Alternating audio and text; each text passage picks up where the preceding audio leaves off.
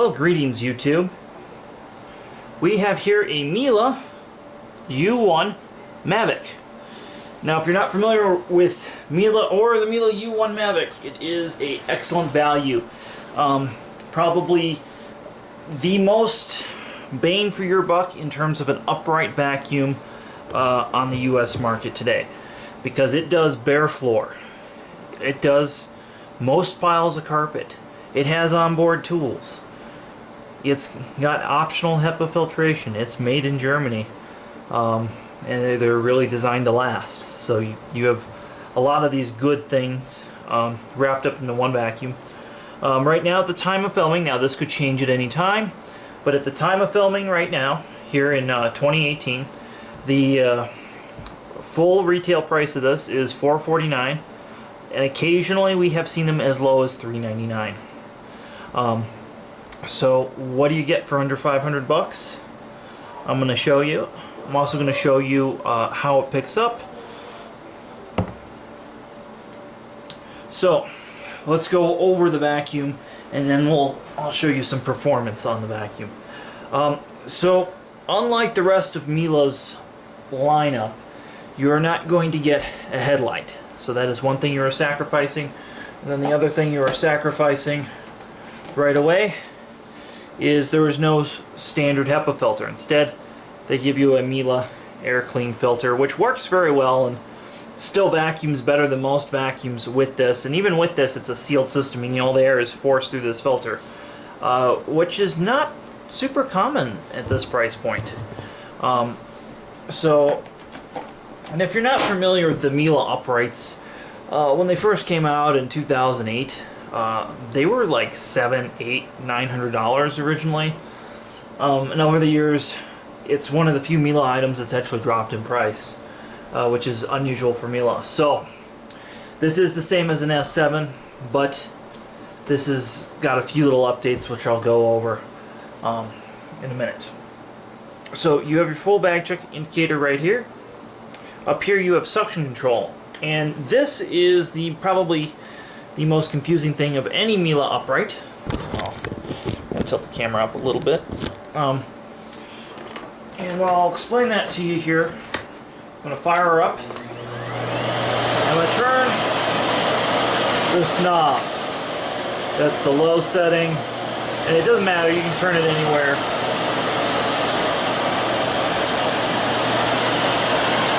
So that's a speed control. Now it is kind of mislabeled because it says smooth, and then it has low pile, deep pile. These you don't actually use for carpet. My experience as a technician has been when this is set on a lower setting here, it doesn't actually have enough oomph to clear all the debris from the nozzle, and stuff can build up where it shouldn't. So generally speaking, you want to leave it on smooth unless you're doing dusting or a very delicate area rug. So some of the other features I like on here are the indicator lights. So these are orange, which are the normal operating lights. But if they were to turn red, you know you have a problem. So that's kind of cool. Again, indicator lights for a thermal reset and a brush roller jam at this price level are just kind of unheard of. A lot of companies just don't do that at all. So I'm going to show you a close-up of those lights.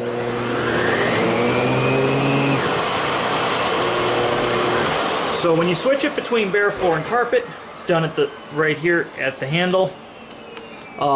You'll see the indicator light turn on and off, which is super cool. Now the other thing is if you jam it, it will turn red. So I'm going to jam it real quick with my hand. I don't recommend you doing that, but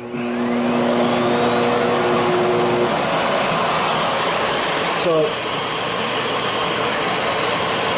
that red would indicate a problem, a jam, something like that. So that's really cool. The other kind of cool feature about a Miele vacuum, and don't get discouraged if you're coming from a bagless vacuum, because bags are actually less money to run per year for most folks, and they just allows you to renew that suction power, and you get better filtration and more consistent airflow. So you're actually getting a more powerful vacuum when you go with a bagged vacuum. Miele does make a bagless vacuum right now, but the bagged is better, trust me. So I'm going to show you how easy it is to change the bag. Real quick, pull it out, give you an idea just kind of how full these bags get. So they get pretty full and they self-seal, which is kind of nice. Really super easy to change. And then behind the bag, why we still have the camera up here at this angle, you have this. And this comes with the bag. And the purpose of this is this catches the fuzzies that can shed off the bags. So that's really the main purpose of this. Also, for some reason you break this bag, you notice it's ripstop, so it would be really hard to break, but if for some reason you broke the bag or used it without the bag, this saves the motor. And when you buy a box of bags, you get that filter. So, and I'm going to insert the bag in here. Now this is the bag dock. It flops down. That's perfectly normal.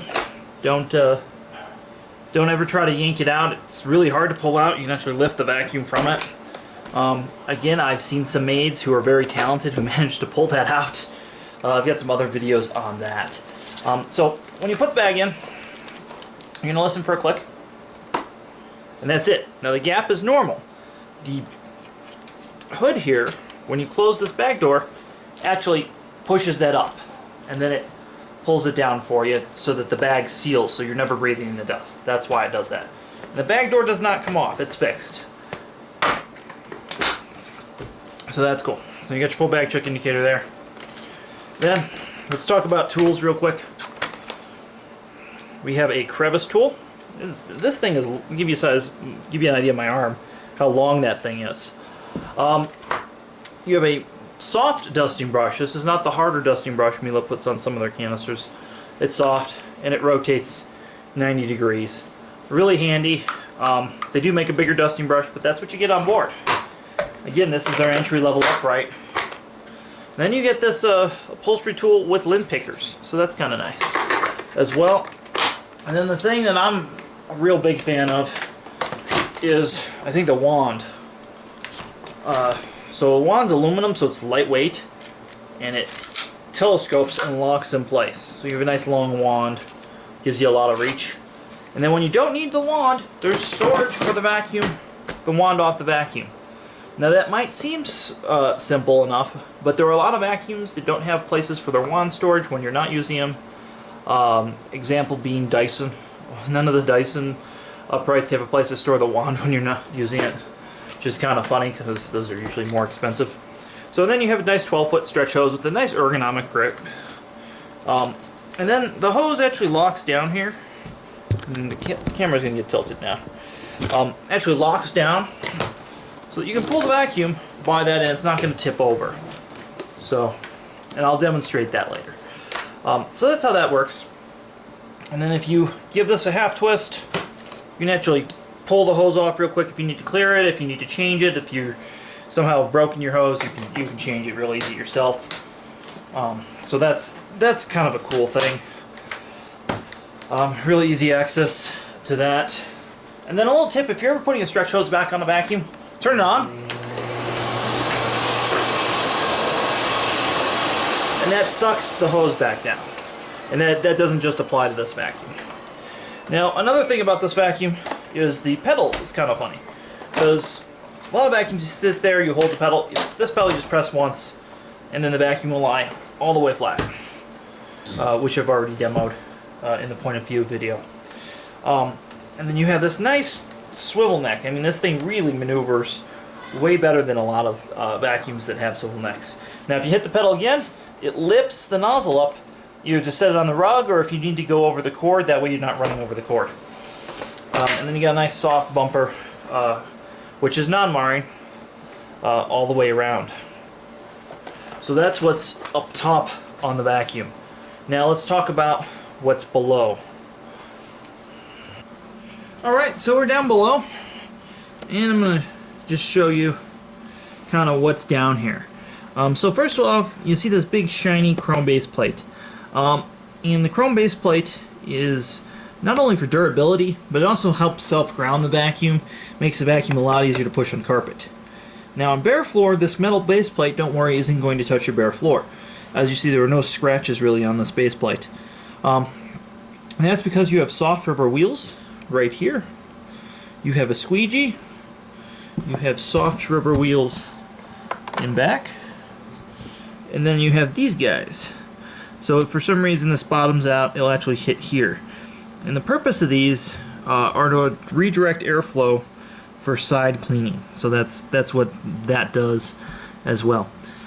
The brush roller, as you can see, is a resin-filled composite of some sort. It's a little beefier than standard plastic, and these are molded perfect. They don't need to be balanced at the factory. They're just molded perfect. Now, one of the things that separates a U1 from an S7 is this ingest bar. The U1 has an extra ingest bar. Yeah.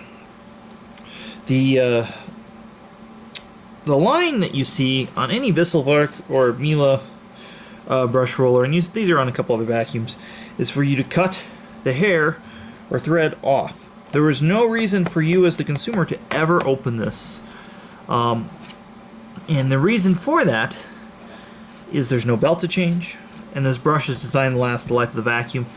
Though, if you do, have this vacuum for, 7-10 years, you might want to change the brush. It might get worn out, but I mean, in theory, it's designed to last the life of the vacuum. Now, the other thing that's going on here is we can see that it's made in Germany. I'll show you that, which Miele is very, very proud of right there. And I mentioned the casters, but I didn't mention the wheel system. So I'm going to back it up. I'm going to explain to you some of the engineering. Let me mansplain that. I'm going to get... Let's see, we're going to have to move the camera back, because this is quite the cool thing. So the wheels are down, but when the machine rises up to keep the machine upright, actually watch the wheels. They're now in the upright position. When you unlock it, you can see it. They fly flush. So that's kind of cool. There is a plastic back cover to keep you from sticking your fingers in there. I have seen in rare instances where people somehow break this cover or bend it off, and it's only cosmetic and again keep you from sticking your fingers in. So the reason I'm not concerned about that, and I'm sure the people vacuuming are going to say, oh well, it's plastic, it could break. Well, one, this part has a 7-year warranty from the factory, so if it does break, new one in 7 years. Two, it's a $10 part right now, and you'd have to be a real moron to break it. So I know there's a very famous Amazon review with some moron who did break it, so just to clear there. Now, put the machine in the upright position. You can see that it's locked.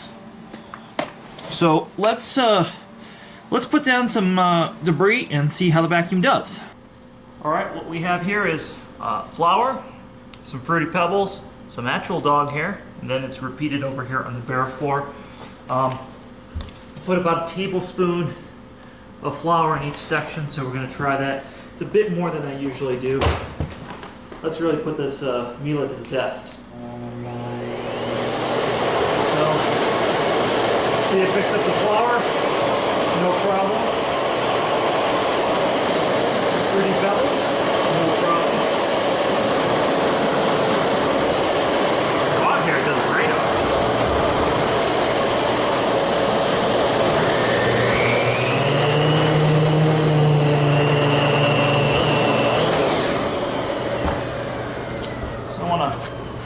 Nitpick that first pass real quick. You don't really see anything. It would appear that even though this is a direct air machine, I mean not a direct air machine, it's a bypass machine, that it is picking up just fine.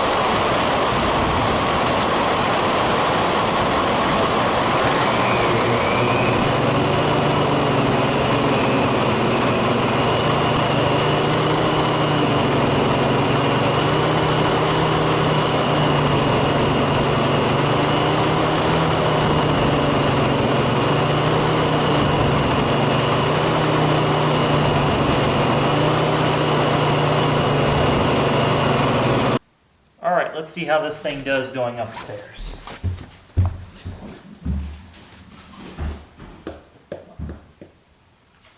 Well, it makes it to the top of my stairs.